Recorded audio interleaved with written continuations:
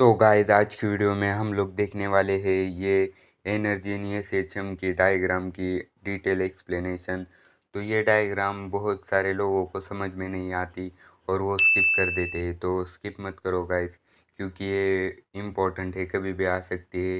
ये बहुत बार रिपीट हो चुकी है। इसके साथ आप वो एक्सप्रेशन भी करो, kinetic energy, potential energy and total energy find करने का।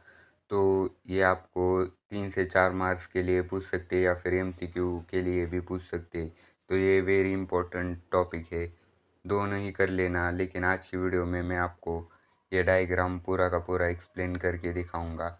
तो सबसे पहले अगर आप डायग्राम ड्रॉ करते हो तो दो कर्व एक दूसरे को मिलते हैं, तो जहाँ पर वो मिल जाते हैं वहाँ पर एक पॉइंट होता है, तो वहाँ पर kinetic energy and potential energy दोनों इक्वल होते हैं और वहाँ का डिस्टेंस होता है a/√2।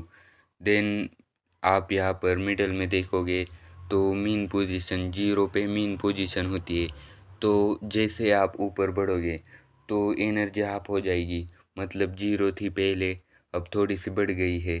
देन उसके बाद पूरा ऊपर जाने पर आपकी एनर्जी फुल हो जाएगी। आपको ये समझ में आ चुका होगा।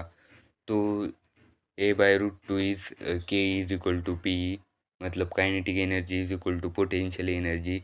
देन मीन पोजीशन से अगर हम एक्सट्रीम पोजीशन पे जाते हैं तो पोटेंशियल एनर्जी इंक्रीज होती है और काइनेटिक एनर्जी डिक्रीज होती है, और वाइस वर्सा। वैसे ही एक्सट्रीम से अगर हम मीन पोजीशन तक जाते हैं तो हमारी काइनेटिक एनर्जी बढ़ जाती है और पोटेंशियल एनर्जी घट जाती है। तो ये अच्छे से ध्यान में रखना। अगर आपको ये डायग्राम आ जाती है तो ये 3 पॉइंट याद से लिख लेना।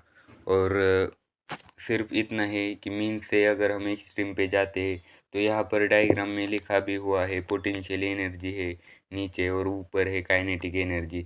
तो सिंपल लॉजिक से अगर हम, आपको पता होगा कि हम अगर कुछ ज़मीन से ऊपर फेंकते तो उसकी पोटेंशियल एनर्जी बढ़ जाती है ऊपर जाने पर, और काइनेटिक एनर्जी एक स्टेज पर कम हो जाती है।